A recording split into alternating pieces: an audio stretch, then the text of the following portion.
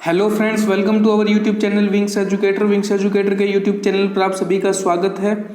आज के सेशन में हम डिस्कस करेंगे 17 जुलाई 2020 से जुड़े हुए कुछ मोस्ट इंपॉर्टेंट करंट अफेयर्स के क्वेश्चंस जो कि हाल ही के अंदर होने वाले एग्जाम्स के लिए जो है वो मोस्ट इंपॉर्टेंट है।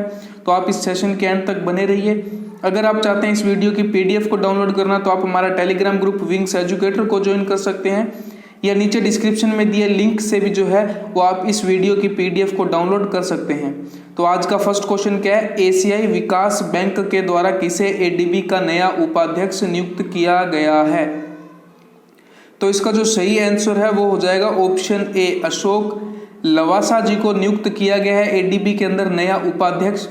अगर हम बात करें कि इससे पहले जो है वो उपाध्यक्ष कौन थे, तो वो हो जाएंगे दिवाकर गुप्ता जी। दिवाकर गुप्ता जी का स्थान लेंगे अशोक लवासा जी। यही बात यहाँ पे दी गई है। अगर मैं बात करूं, ये जो लवासा जी जो हैं वो हरियाणा कैडर के 1980 बैच के सेवानिवृत्त IAS अधिकारी हैं और वर्ष 2018 में जो है इन्हें चुनाव आयुक्त के रूप में जो है वो नियुक्त किया गया है। तो ये हैं लवासा जी जिनको हाल ही के अंदर जो है वो ADB में उपाध्यक्ष के रूप में जो है वो नियुक्त किया गया है। इसके अलावा ADB के वर्तमान में अध्यक्ष हो जाएंगे मात्सुगु अस्कावा जी, और ADB का जो हेडक्वार्टर है वो है मांडलुयांग फिलीपींस के अंदर। ADB की स्थापना जो है वो 19 दिसंबर 1966 को हुई। इसके अलावा अगर हम डिस्कस करें नेक्स्ट क्वेश्चन को, तो किसके द्वारा डिजिटल शिक्षा प्रज्ञाता दिशा निर्देश जारी किए गए हैं? प्रज्ञाता दिशा निर्देश जारी किए गए हैं ऑप्शन बी, HRD मंत्रालय के द्वारा। वर्तमान में HRD मंत्रालय के मंत्री हो जाएंगे रमेश पोखरियाल निशंक जी। इस फोटो से आप अंदाजा लगा सकते हैं इस थीम के साथ जो है वो लॉन्च किए गए हैं या जारी किए गए हैं प्रज्ञाता दिशा निर्देश, जो कि डिजिटल शिक्षा से रिलेटेड हैं। इसके अलावा इसके बारे में यहाँ पे जानकारी दी गई है और इस दिशा निर्देश के अंदर जो है वो ऑनलाइन कक्षाओं की समय सीमा के बारे में बताया गया है। जैसे कि जो भी प्राइमरी कक्षा के जो स्टूडेंट्स हैं उनके लिए जो है वो समय सीमा 30 मिनट से अधिक की क्लास नहीं रहनी चाहिए, और 1 से 8 तक के कक्षाओं के छात्रों के लिए जो है वो ऑनलाइन सत्र की समय सीमा क्या होगी, 9 से 12 तक की छात्रों के लिए समय सीमा क्या होगी, इसके बारे में जो है वो जानकारी दी गई है। इसके अंदर बताया गया है कि 1 से 8 तक की कक्षाओं के लिए जो है वो 2 सत्र अर्थात 2 कक्षाएं ऑनलाइन लगाई जा सकती है, और 9 से 12 के लिए जो है वो 4 सत्र जो है वो आयोजित किए जाएंगे। इसके अलावा अगर हम डिस्कस करें नेक्स्ट क्वेश्चन, तो हाल ही में किसे जो है वो साल 2020 के प्रतिष्ठित infra business leader of the year पुरस्कार से सम्मानित किया गया है? तो इसका जो सही आंसर है ऑप्शन ए, वेद प्रकाश दुदेदा जी को जो है वर्ष 2020 के प्रतिष्ठित infra business leader of the year पुरस्कार से सम्मानित किया गया है। इनके बारे में यहाँ पे जानकारी दी गई है। इसके अलावा अगर हम डिस्कस करें नेक्स्ट क्वेश्चन को, नेक्स्ट क्वेश्चन है एपीस्टार 6D दूरसंचार उपग्रह का सफलतापूर्वक प्रेक्षण किस देश के द्वारा किया गया है? तो ये जो है आप यहाँ पे इस दूरसंचार उपग्रह को देख सकते हैं, ये जो है वो इमेज है। इसके अलावा अगर हम बात करें तो ये जो है वो प्रक्षेपित किया गया है चीन के द्वारा। इसके अलावा अगर आपको पता हो तो लॉकडाउन काल के अंदर ही जो है वो एक और लॉन्ग मार्च 5B उपग्रह भी लॉन्च किया गया था, किसके द्वारा? चीन के द्वारा। इसके बारे में जानकारी यहाँ पे दी गई है। चीन ने अपने जो है वो जी-चेंग सैटेलाइट लॉन्च सेंटर से लॉन्ग मार्च 3B कैरियर रॉकेट के जरिए एपीस्टार 6D दूरसंचार उपग्रह का सफलतापूर्वक जो है वो प्रेक्षण कर लिया। कमर्शियल उपग्रह एपीस्टार 6D को China academy of space technology के द्वारा जो है वो विकसित किया गया, और एपीस्टार 6D वर्ष 2020 में चीन के द्वारा लॉन्च किया गया 18वां रॉकेट है। तो देखिए वर्ष 2020 के अंदर अभी तक अर्थात 6 से 7 महीनों के अंदर जो है वो चीन ने 18 रॉकेट लॉन्च किए गए हैं, जिसके अंदर लेटेस्ट जो है वो ये हो जाएगा एपीस्टार 6D, और इससे पूर्व जो लॉन्च किया था उसका नाम था लॉन्ग मार्च 5B, जो कि मई के महीने में जो है वो लॉन्च किया था। इसके अलावा अगर हम डिस्कस करें नेक्स्ट इससे जुड़े हुए कुछ और फैक्ट्स के बारे में, तो China aerospace science and technology corporation Corp का मुख्यालय अर्थात हेडक्वार्टर हो जाएगा बीजिंग चीन के अंदर, और इसके वर्तमान में अध्यक्ष जो है वो है जू कियांग। इसके अलावा अगर हम डिस्कस करते हैं नेक्स्ट क्वेश्चन, तो प्रधानमंत्री स्वनिधि योजना को लागू करने में कौन सा देश जो है वो पहले नंबर पर है? तो इसके अंदर जो जारी किए गए आंकड़े हैं उनके अनुसार पहले पायदान पर है मध्य प्रदेश। इसके बारे में यहाँ जानकारी दी गई है कि स्ट्रीट वेंडर के लिए शुरू की गई आत्मनिर्भर निधि प्रधानमंत्री स्वनिधि योजना के कार्यान्वयन में जो है वो मध्य प्रदेश राज्य अन्य राज्यों की तुलना में जो है वो शीर्ष स्थान पर रहा है।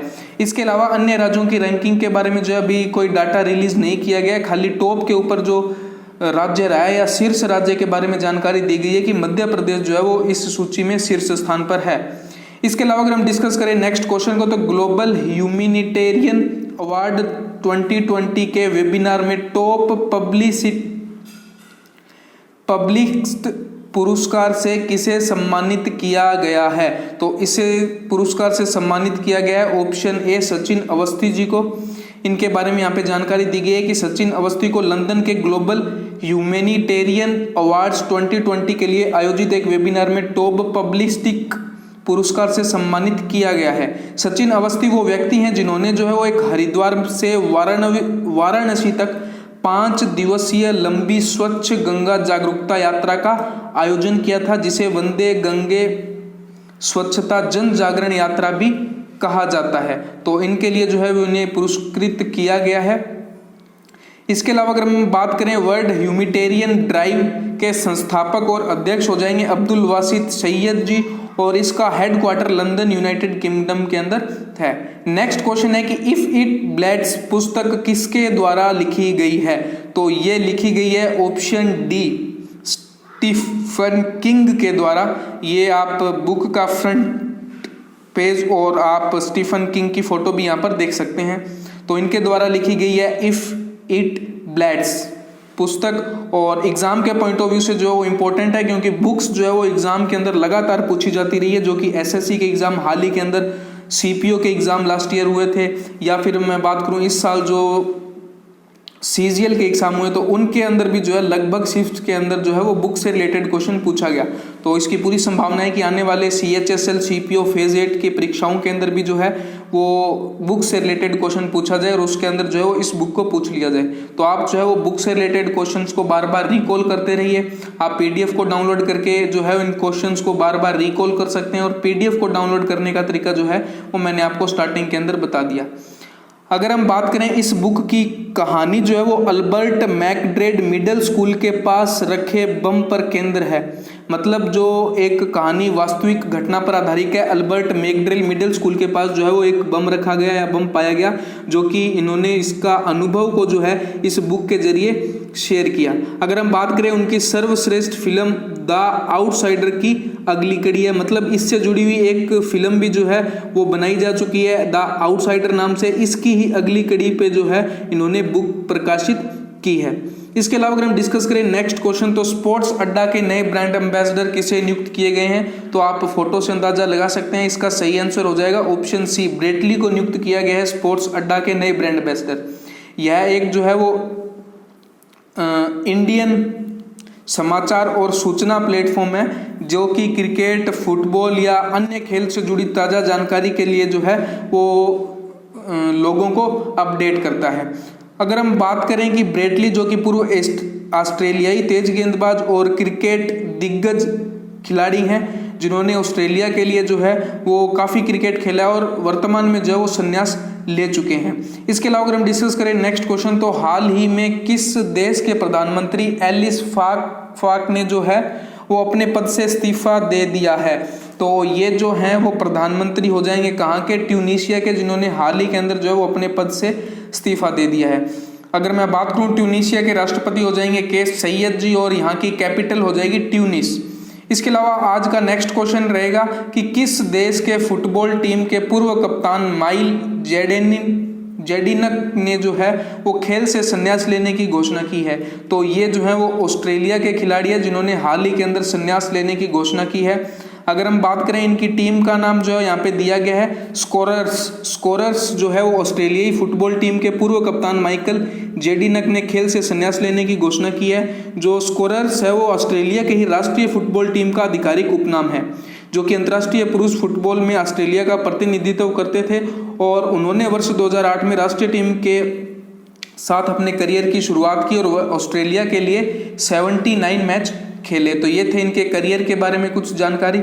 इसके अलावा आज का क्वेश्चन ऑफ द डे रहेगा कि नेविगेटिंग द न्यू नॉर्मल अभियान किसके द्वारा शुरू किया गया है। तो नेविगेटिंग द न्यू नॉर्मल, इस अभियान को किसके द्वारा शुरू किया गया है ये आपको बताना है कमेंट बॉक्स में कमेंट करके। यहाँ पे ऑप्शंस दिए गए हैं और कल के क्वेश्चन ऑफ द डे का आंसर भी जो है वो वीडियो के नीचे कमेंट बॉक्स में आपको मिल जाएगा। तो अगर आपको हमारी ये वीडियो पसंद आ रही तो इसे लाइक करें, हमारे यूट्यूब चैनल को सब्सक्राइब करें और इसे ज़्यादा से ज़्यादा शेयर करें। Thank you.